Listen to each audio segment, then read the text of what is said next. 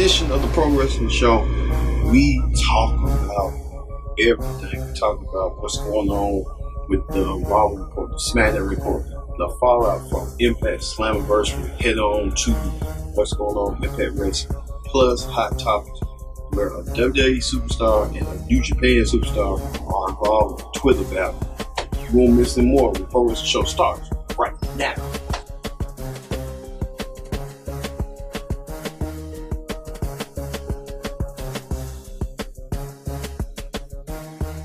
Welcome again to the Pro Wrestling Show for this Saturday, July 28th, 2018. I'm your host, as always, Kid Redix. Glad you can join us here.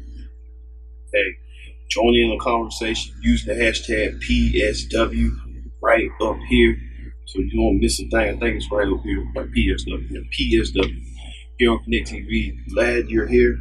Let's get to it. Let's get to the Raw report. The Raw report this week. We were told this past week, that Stephanie McMahon had a major announcement to make, and she was going to do so on Raw. Stephanie did, alongside her father, WWE Chairman Mr. McMahon, and her husband, the CEO of WWE, Triple H. Stephanie's announcement was that for the first time ever, the women's revolution will evolve into an evolution, where Stephanie announced that WWE pay-per-view will be called Evolution, women's exclusive pay-per-view, where all the championships defended on Raw, SmackDown, NXT, and the finals of Mae Young Classic, and perhaps the NXT UK Women's Championship will be defended as well. It was a groundbreaking event for all the women in WWE, making their mind mark and having over 50 WWE superstars from then, now, and forever come together as one to do this pay-per-view event. So, groundbreaking announcement to WWE, to the women of the superstars, WWE, they have their own event, and the event will take place at the Nassau Coliseum in Uniondale, New York, on October 28th. So, look out there. It's going to be an incredible pay-per-view, to say the least. All exclusive women's pay-per-view.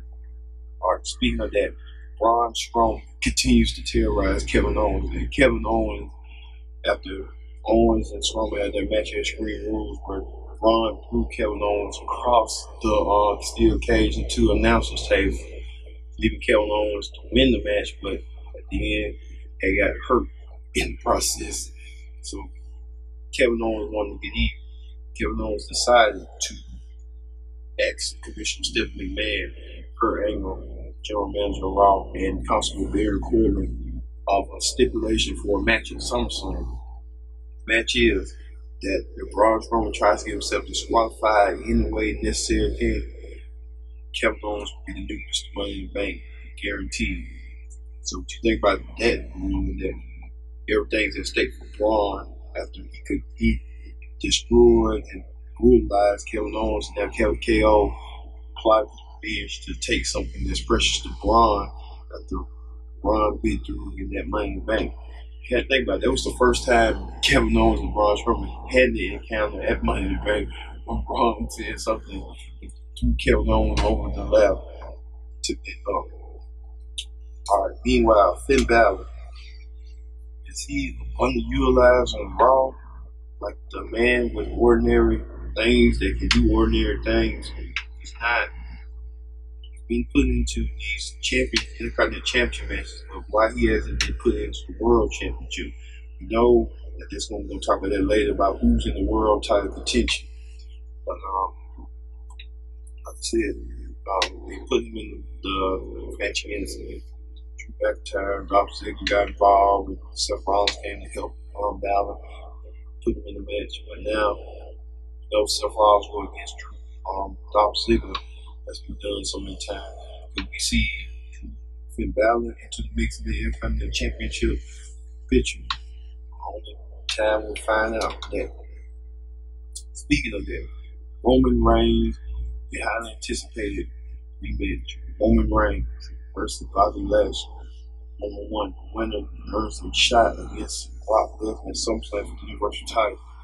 And it boiled down to a good non-stop match between the two both jabbing blows at each other, battling out. But at the end, Roman Reigns emerged as the victor, and he will have his WrestleMania Greatest Royal Rumble rematch of this year against Brock Lesnar one more time at SummerSlam for the Universal Championship.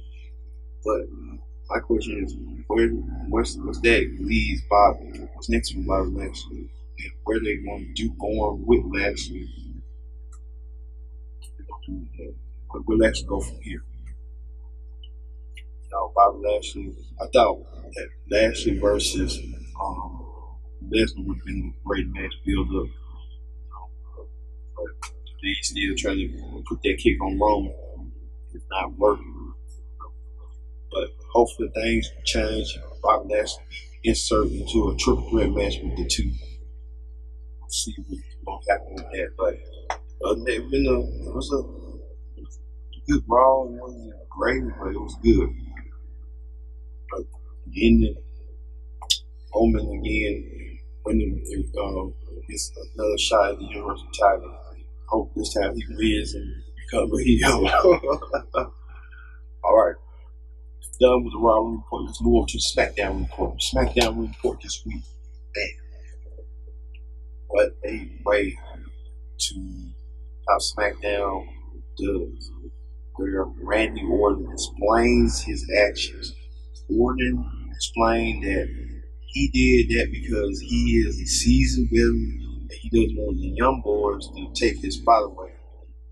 He did to Jeff Hardy last week. He tried to literally pull the earlobe of Jeff Hardy and cause pain, suffering, misery.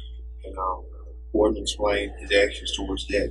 But I can't look at it. 16 years ago, Randy Orton was in that same boat.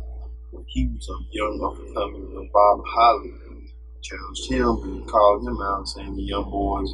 Now Randy Orton, 16 years later, saying that too many numerous world titles, numerous accomplishments and stuff like that. Other stuff. But do you think Randy Orton making a good point that the young boys are taking the spot? But I'm trying to figure out who's ready to take Randy Orton's spot. Randy Orton's just about the same age. So I don't know. Jeff Hardy and Randy Orton damn near in the same age group. I don't know who Randy Orton telling them, leaving a message that loud and clear. Don't mess with Randy Orton. Get hurt. All right. Rivalry renewed. Now, many of you know that during the course of time in Impact Wrestling, before it came Impact Wrestling, was TNA Wrestling. TNA, Samoa Joe, and AJ Styles names were on the top bill. But now, since they're in WWE, the dream match that we all been wanting, all been waiting for, is going to happen. It's AJ Styles, WWE Champion, defends his gold against Samoa Joe at SummerSlam. Now, this whole thing got started when Page was going to announce who was going to be in the championship picture against AJ Styles. And many people, Ellsworth, came out and put himself in the hat. But Page said, no, this is Samoa Joe. And Ellsworth got fired, but it looks like now Ellsworth had his moment of the year. He kind of left for right now. But who knows? He might come back. So, but the bigger picture is AJ Styles and Samoa Joe. They've been battling each other for the Impact Championship, the TNA title at the time. Now they're battling for the world, the WWE title at SummerSlam. This is going to be a match that you cannot sleep on. This is going to be the match of the season right here. One of the marquee matches at SummerSlam. One of the true marquee matches, giving their all at SummerSlam. Speaking of one person giving their all, Becky Lynch gave it a her all when she went with Carmella without James Ellsworth, because I told you James Ellsworth out of the picture. Becky Lynch earns herself a SmackDown Women's Championship match at SummerSlam after defeating Carmella. But what does that leave for Asuka? They're building Asuka up earlier this year, and then WrestleMania dropped the ball. Continue on dropping the ball. It's like had somebody valuable, had somebody relevant to be a strong champion. You did the same in NXT. Why couldn't you do it on SmackDown? For Asuka could be a dominant champion, strong champion. They just can't. They did Asuka like a bikini. You see it all, but you don't see it all. It's like put so much riding on her and all this, and all of a sudden she comes, goes up, goes down. What most comes up, it's come down. That's what they do Asuka. It's sad to say, but I would do Asuka like that. I would continue on with that streak. Have her come up. It's wrestling, it's entertainment business. Boy. Speaking of entertaining business, The Miz and White Maurice appeared on SmackDown to promote their new show, Mrs. following SmackDown on USA. Reality show, but Miz said that the idea, the genesis of that came from Total Divas when Maurice appeared on Total Divas. Gave him that show idea. But Miz and Maurice had the premiere party. The premiere party was ended up and abruptly stopped by Daniel Bryan. And Daniel Bryan did his version of the promo reel with Miz and Maurice on bloopers. This set well with Miz and Maurice. Daniel Bryan decided to come out there and crash the party. The party went big crash after Miz set Daniel Bryan up, tricked him, and tossed him what we thought a baby, his own baby, into Daniel Bryan, setting him up and did the skull crushing finale. And Miz said that he would never bring his kids up to this city. The kid was a stunt double, which I didn't know. So it's leading up to a match at SummerSlam between the two, Miz and Daniel Bryan, because this whole thing got started when the Miz was Daniel Bryan's pro and Daniel Bryan was the NXT rookie, and Daniel Bryan didn't take heed of Miz's advice. But hey, you are a good wrestler, but you're not entertaining enough. And then Mike Cole, Mike Striker, even more WWE personalities involved. I think it was like 8 years ago, something like that. And now they culminated and reculminated when Miz did that stunning promo on Daniel Bryan. Daniel Bryan wrestle no more injury. So I think they're gonna take all those elements from the past and bring it into fruition now. And it's gonna be another great match too at SummerSlam from SmackDown side between Miz and Daniel Bryan at SummerSlam. Alright, that is the SmackDown report. When we return, we're going to talk about hot topics where a New Japan star and a WWE star go to blows on Twitter, and you won't believe who it is. So all this and more for Pro Wrestling Show returns. Stay tuned.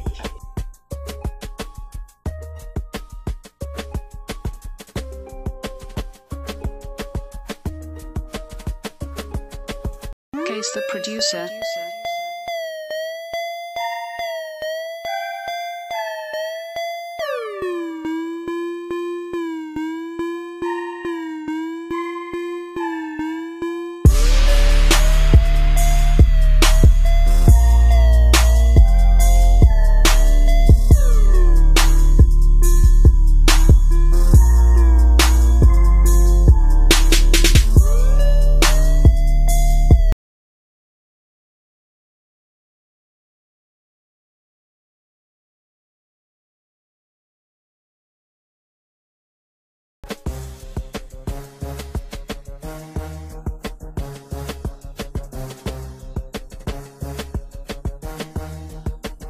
Welcome back to the Pro Wrestling Show. I'm your host as always, Pws. Join in the conversation using the hashtag PSW, acronym for Pro Wrestling Show, here on Connect TV.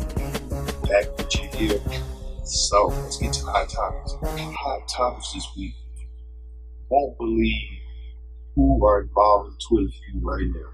And between New Japan star and WWE star, and they kind of got family ties to each other. Well, this. Hey guys, Ryan Satin here. Roman Reigns and New Japan star Tama Tonga are beefing on Twitter, and I've got all the details. ProWrestlingSheet.com. So it all started after Tama Tonga shared one of his recent promos on Twitter with the caption, "You ain't nobody, bitch." Now, if you've seen one of Tama's promos before, you'll know that this one is like the others. It's got a lot of cuss words, talk about haters. Now, trolls started doing what they do best and started talking crap to Tama afterwards, and he started going back and forth with them. He even at one point called someone a flame-ass Dorito. Yes, a flame-ass Dorito. I've never heard that one before either. Now, because of all this, he got put in Twitter jail. He was locked out of his account. He couldn't come back on.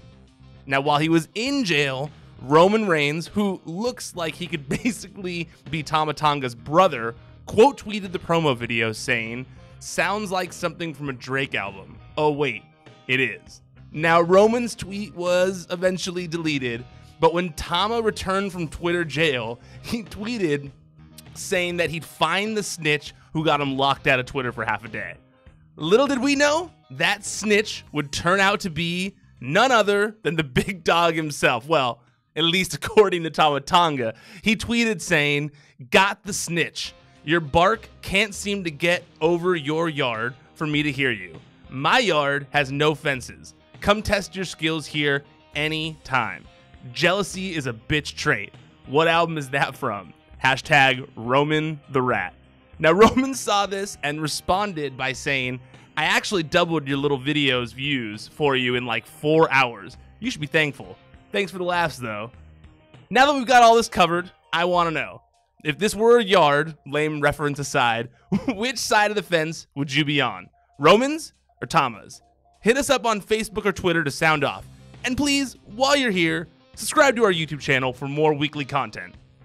Okay, that's it. We're done. Officially tapping out. Until next time, stay out of the dirt and keep your eye on the sheet. ProWrestlingSheet.com.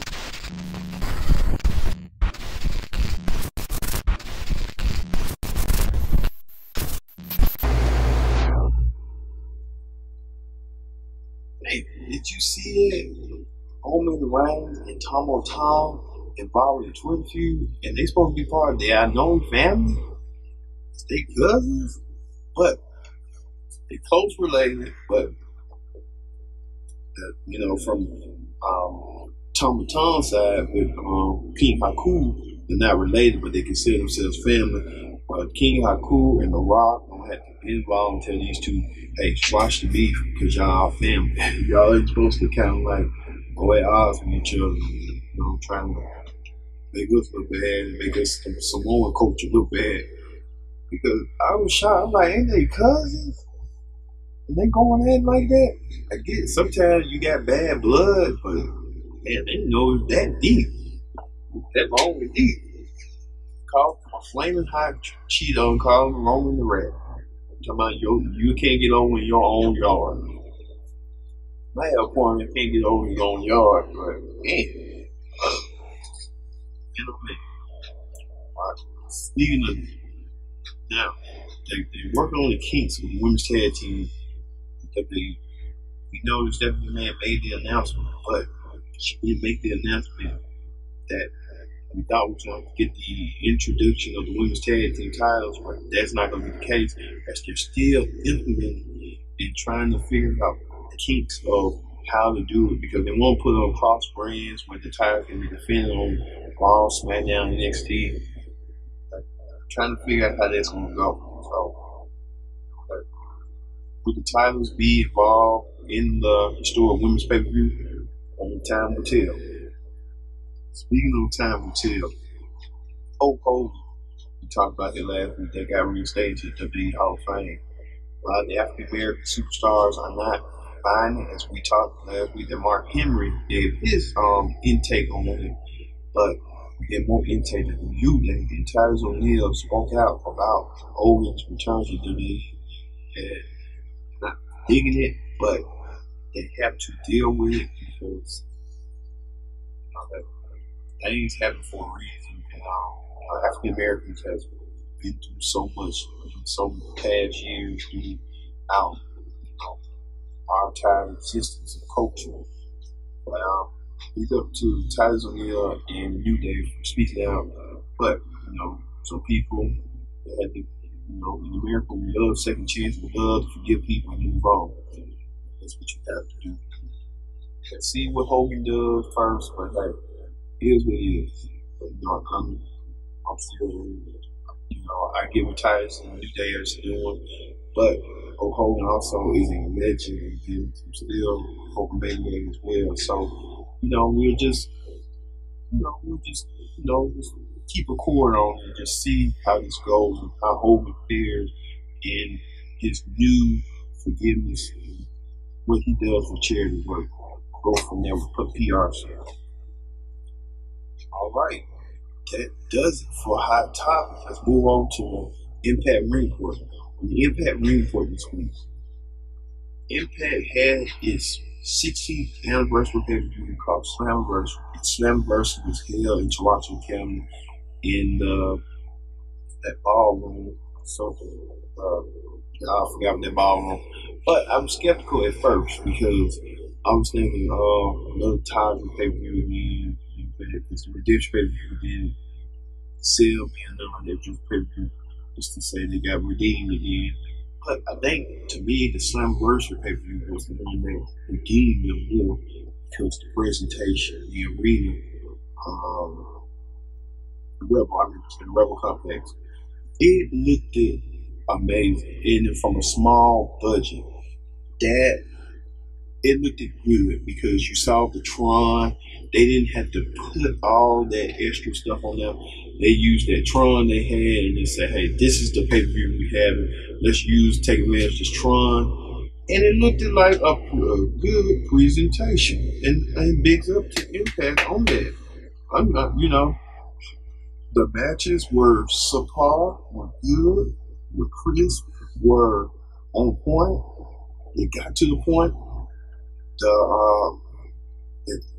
My favorite match was, I think, the Eddie Edwards and Tom Green. When we talked about this on the show back, passing the torch, as Eddie Edwards and Tom Green had that phenomenal match, that House of Hardcore match, and Eddie Edwards won, and ended up Tom Green gave Eddie Edwards the cane and passed the torch to Eddie Edwards as the new innovator of violence. So I told you all about that. Watch the show back previously. Telling you. Another match I liked was Hair versus Madman, Pentagon versus Sam Callahan. Callahan put all the stops and get his goons OVE, and that didn't work out for him. Pentagon had his brother Felix to help out to take the odds out, and Sam Callahan got his haircut. Ball is beautiful. Don't say that when he'll attack you out of nowhere. Also, another impressive match where Cage defeated Max Ideal for the X Division title. Cage, impressive. Cage building himself up. Feel like they should have just made Cage, kept his undefeated streak going, but hey, I'm dope. But he's going to be an emerging star sooner rather than later.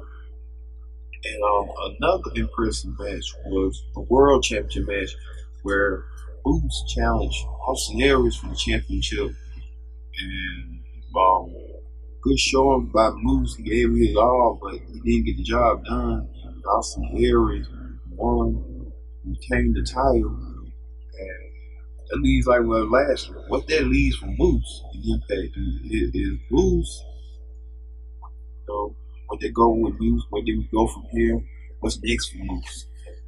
I thought Moose was going to win it. Moose didn't win it. Austin Aries was the better wrestler on that night. But speaking of that, Austin Aries decided the following Thursday Impact to just challenge anybody, and he won challenge him from the roster, and it turned out Eddie Edwards answered the call, answered the challenge. Eddie Edwards won the title, so we're going to see Eddie Edwards versus Aries for the championship on the Time Hotel. Speaking of that, Aries did try to pick a backstage fight with Santino Marella. And say, but hey, he's already a character infringement. But Santino Marella visited, and they always try to challenge him, and Morella declined, but the student wanted some piece of Aries, and Aries told him, come on, we'll have a match next week for the championship. So next week, Santino Morella's student against Austin Aries for the World and Impact title. So we'll see how that goes. And just like an exhibition match for Austin Aries. Also, the debut of the beautiful Scarlett Bordeaux. Scarlett Bordeaux, a lot of vignettes been around her. She comes from back from Ring Honor. Remember Truth Martinez? She was one of Truth Martinez's valets. And she had a seductive, Hellcat presence about her. A sexy presence, beautiful, gorgeous, being adjective like a magnet by Scarlett Bordeaux. She's kind of like how Sabre was back then.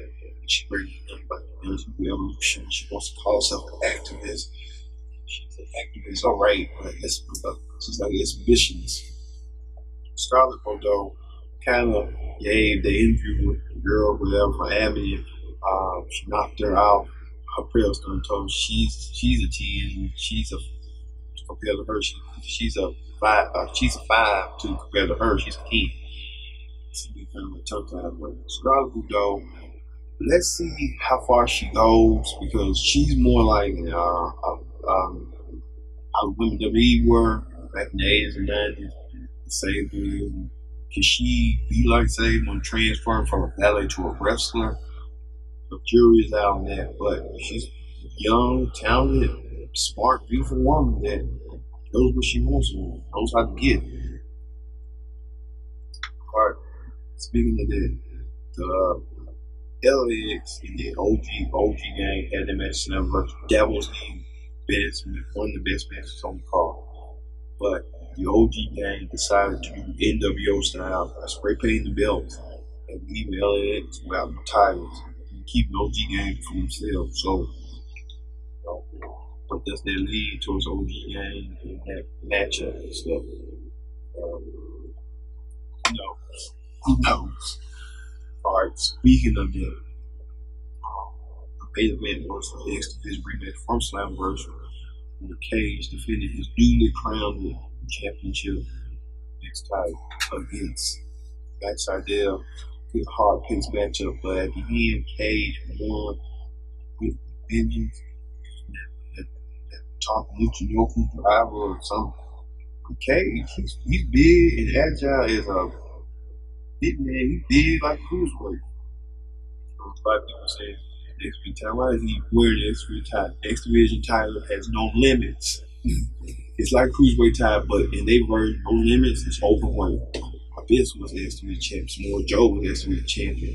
The first champion was AJ Styles. So anybody can be X-Division champion. Yeah, I can be X-Division champion if I want to. But that's how it be. But that does it for the Pro Wrestling Show. I'm glad you all came and tuned in watching this show. We really appreciate it. We're growing here at Connect TV. Don't stop the conversation. Leave comments on the bottom of the YouTube comments, and always watch us every weekend here on Connect TV. We appreciate you. Thank you. All right, that does it here from PSW. I'm Ken Dixon. So long. We'll see you next time here on Pro Wrestling Show.